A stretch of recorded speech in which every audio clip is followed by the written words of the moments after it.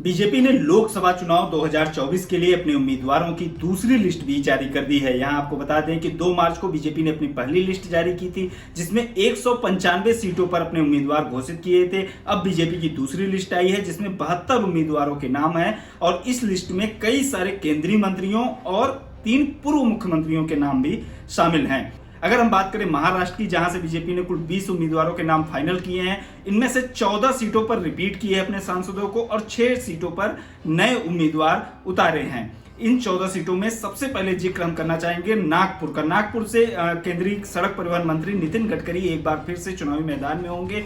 इसके अलावा मुंबई उत्तर सीट से पीयूष गोयल को बीजेपी ने चुनावी मैदान में उतारा है। पीयूष गोयल राज्यसभा में बीजेपी के नेता थे, सदन के नेता थे और वे इस बार लोकसभा चुनाव लड़ेंगे।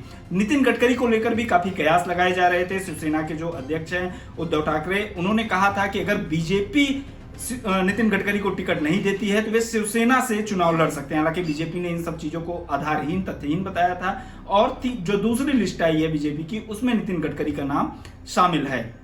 नागपुर सीट से एक बार फिर वे चुनावी मैदान में होंगे। इसके अलावा बीड सीट से पंकजा मुंडे को बीजेपी ने टिकट दिया है। अभी तक इस सीट से उनकी बहन प्रीतम मुंडे सांसद हुआ करती थी। पंकजा मुंडे महाराष्ट्र बीजेपी के जो कद्दावर नेता रहे हैं, गोपीनाथ मुंडे, उनकी बेटी हैं और वे इससे पहले विधायक रही हैं।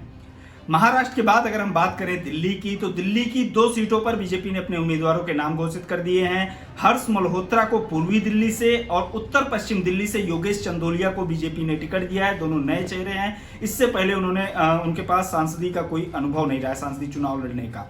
आपको बता दें कि दिल्ली की 7 में से 6 लोकसभा सीटों पर बीजेपी ने अपने उम्मीदवारों को बदल दिया है। केवल मनोज तिवारी ही अपनी सीट बचा पाने में सफल रहे हैं। उनके अलावा बाकी जो 6 उम्मीदवार थे, गौतम गंभीर, मीनाक्षी लेखी, हंसराज हंस, इसके अलावा डॉक्टर हर्षवर्धन, परवेश साहब वर्मा, सारे उम्मीदवारों के टिकट बीजेपी ने काट दिए। उनकी जगह नए उम्मीदवारों को इस बार मौका दिया गया है।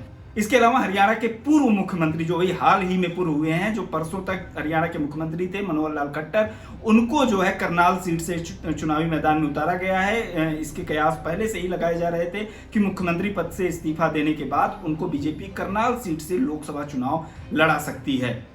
इसके अलावा एक और पूर्व मुख्यमंत्री हरिद्वार से चुनावी मैदान में होंगे। उत्तराखंड के पूर्व मुख्यमंत्री त्रिवेंद्र सिंह रावत को बीजेपी ने हरिद्वार सीट से चुनावी मैदान में उतारा है। इसके अलावा कर्नाटक की एक और सीट की बात करें, बेंगलुरु साउथ की, तो बीजेपी ने यहां से एक बार फिर से तेजस्वी सूर्या पर अपना दांव लगाया। तेजस्वी सूर्या इस सीट से सिटिंग सांसद है। पिछली बार वे पहली बार चुनाव जीत कर आए थे और वे इस समय बीजेपी भारतीय जनता युवा मोर्चा के अध्यक्ष भी हैं। उनसे पहले जो इस भारतीय जनता युवा मोर्चा के अध्यक्ष थे, अनुराग ठाकुर, वो एक बार फिर से हमीरपुर सीट से चुनावी मैदान में होंगे। हिमाचल प्रदेश की सीट से ये उनकी परंपरागत सीट मानी जाती है। इसके अलावा अगर हम बात करें उत्तराखंड की, तो गढ़वाल सीट से अनिल बलूनी को बीजेपी ने लोकसभा का अपना उम्मीदवार बनाया है। अनिल बलूनी राज्यसभा के सदस्य थे। इस बार उनको राज्यसभा भेजने की बजाय लोकसभा चुनाव में उतारने का बीजेपी ने फैसला किया है।